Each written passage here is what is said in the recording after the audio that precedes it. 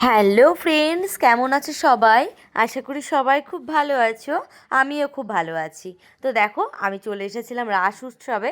তো এসেই একটু দোকানে এসেছিলাম। দেখো, দোকানে এসে সোনপাপড়ি কিনেছিলাম। তো আমার সোনপাপড়ি খেতে খুব ভালো লাগে। তো আমি আর আমার দাদার একটা মেয়ে সোনপাপড়ি কিনে দুজনে মিলে খাচ্ছিলাম। তো ওকে একটু হাই করতে বললাম। তো দেখো, ওই এসে আমার পাশে দাঁড়ালো।